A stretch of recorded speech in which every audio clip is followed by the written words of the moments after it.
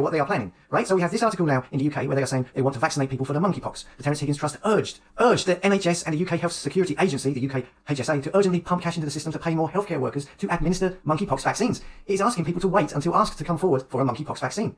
The monkeypox vaccine is a double dose of the smallpox vaccine, okay? So it's a double dose. It's a double whammy of smallpox vaccine.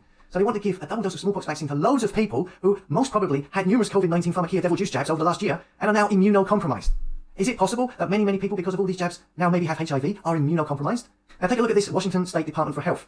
It says here, health officials do not recommend precautionary smallpox vaccinations for people with immune system problems because the vaccine may pose a greater danger to them than the possibility of smallpox infection. Alright? People with HIV or AIDS and others with compromised or weakened immune systems should not receive the smallpox virus unless they have been exposed. The smallpox jab contains a live virus called vaccinia, not smallpox, which may cause serious side effects, including fever, inflammation of the brain, serious skin disorders, or death in rare cases. So they are recommending that people who are immunocompromised do not get a smallpox vaccine, as it is dangerous. Yet here, in this article, in this Guardian article we are seeing, these authorities are pushing for a vaccine drive for monkeypox, where they want to give people a double dose of smallpox vaccine. And so many of these people who they're going to give this smallpox vaccine to will be immunocompromised due to the jabs. Do you see where this is going? Do you see what I mean? If you're immunocompromised or have HIV, it says that if you get a smallpox vaccine, it could result in rashes, boils, inflammation of the brain. How many people in the world do you think are now immunocompromised because of the 4 jabs, or the 4 COVID jabs? That's the question.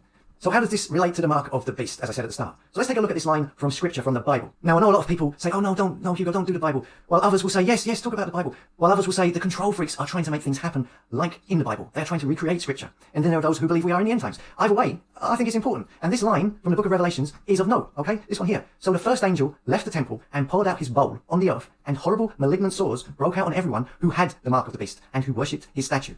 That's the new translation, okay? Now if you go for the King James Bible, it's the same thing, it's just worded differently. It says, and the first went and poured out his vial upon the earth, and there fell a noisome and grievous sore upon the men which had the mark of the beast, and upon them which worshipped his image. So basically, both say the same thing. They're saying, the end of days, that a vial will be poured onto the people who have taken the mark of the beast, and they will break out in sores. Now that kind of ties in with this, doesn't it? That would also mean that maybe the jab is also the mark of the beast. Now I know it says you need the mark of the beast to buy or sell, etc., but effectively many people got the jab initially because they wanted to go on holiday and spend money on holiday. You know, you have to buy tickets to go on holiday. Many got the jab to go to an event like a festival or a gig, which of course you have to buy tickets to go to. Loads of people got it because they thought they might lose their job. Your job is where you get your money from to be able to buy and sell, so it is linked. So in this way of thinking, the jab is probably the first iteration or the first version of the mark of the beast, which will eventually be upgraded to a chip or a quantum dot tattoo or something in the hand, whatever. But effectively